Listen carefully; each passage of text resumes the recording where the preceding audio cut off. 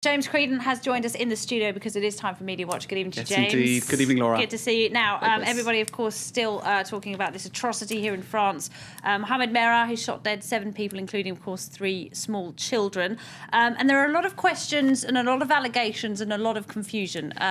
Just tell us a bit about what you've got. All right, well, first of all, I think there was a rush to categorise him in the early days of the story. He was either a terrorist with links to Al-Qaeda or he was a lone gunman. I suppose the news moves so quickly nowadays that it's easy to form narratives that aren't fully accurate, right? Now, what we're seeing today is a more nuanced, more complex picture emerging.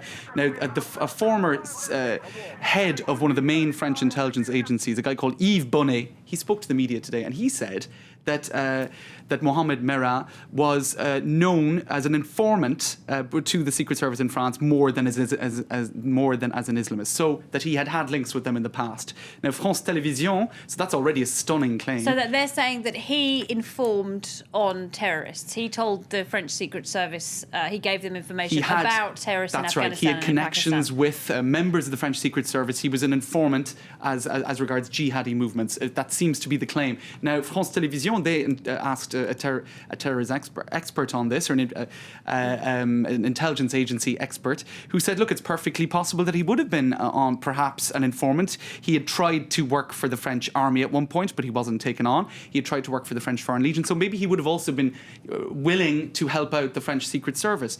Now, perhaps most interestingly, the Italian newspaper Il Foglio got their hands on some information. They say that Merah went to Afghanistan and Israel in September 2010 with French Secret Service assistance. Now, apparently the aim of this, according to Il Foglio, was to gain the confidence of jihadis by showing them that he could get into Israel with a European passport in order to carry out attacks. So to build links with certain jihadi movements as a sort of an informant. So it's a very, very complex picture if this proves to be true. Worth pointing out that the head of the French Secret Service, Bernard Scorsini, has denied all of this, has said that he wasn't an informant. But what we are seeing certainly is a more complex picture emerging than perhaps we initially thought to be the case. And let's not forget that the murderer himself did say during that standoff with police that he was working for Al-Qaeda, didn't he? That's what he claimed. That's right. So, really, where is the truth in all of this? It appears to be a cloudy picture that is emerging. Who knows? All right. Now, of course, he filmed the murders of those 7 people, including, of course, the small children. He had a camera strapped to his chest. This video then made its way to the international news channel Al Jazeera. That's right. They've decided today not to play those images. That's right. You can see here on their website, Al Jazeera not to air French killings video. Now, the media are pointing out that there are many reasons why they would choose to do that, or choose to not play the videos, because, first of all, massive pressure from the families of the victims not to do so, from all sides. Also, public opinion clearly would not be in favour of it. And also, the French authorities, including Nicolas Sarkozy, have been pretty much saying, if you try to do that, if any television channel tries to do this, we'll go out there and scramble their signals, even on their territory, which is a pretty extraordinary thing for Nicolas Sarkozy to say. We'll go to wherever this channel is broadcasting and scramble it. Right. But clearly a will there to make sure that these pictures do not come out. OK, now let's move on to another story. The socialist leader, François Hollande, had got something of an unwelcome endorsement today, didn't he? He definitely did. Ziad Taqiyuddin, right? Now, he's a very shadowy figure here in France. Just to sum up who he is, he's the alleged middleman in a kickback scandal involving Pakistan, to which Sarkozy has been linked. So he's a sort of key behind-the-scenes figure, and a very shadowy figure indeed. Anyway, he came out today and he said, you know what? I'm supporting François Hollande. I bet he was thrilled. Right. Let's take a listen to what he said on BFM television today here in France. The only one who is clean and pure, where his lack of experience is actually an advantage, is François Hollande. Instead of cleaning up the troubled suburbs of France, he'd clean out the filth, the mafia at the head of this state.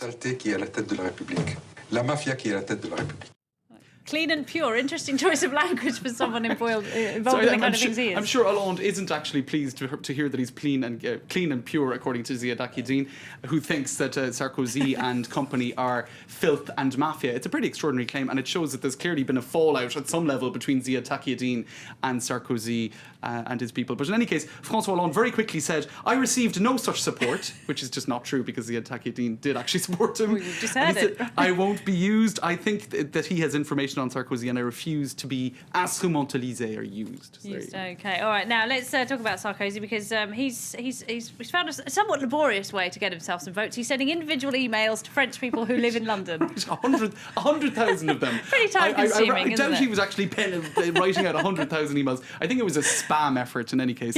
Now, this has been controversial because he's using consular databases to get the emails of all of these people living as expats in London and elsewhere. Hollande and other candidates don't have access to those databases, so some might consider it's unfair, but it isn't actually illegal. Now, perhaps most interestingly, one Frenchie in London told the Guardian journalist, "What angered me was that I couldn't reply." So he tried to reply and say, "I don't support you and I don't want this email," but he couldn't. There you go. Funny that, isn't it? We'll have to send a letter. You can't reply to spam. The old-fashioned So way. just very quickly to say, Laura, Yes. we'll be back in the next You're gonna half be back, hour, aren't you? as you know, and we'll be taking a look at social media trends around the election, the issue of unemployment, perhaps becoming more important now than security, which dominated in the last 7 days with the whole Toulouse killings. So unemployment coming back to the fore. 2 doses of James Creedon in one night. What more could you ask for? Stay tuned to There you Pulse go. Magazine.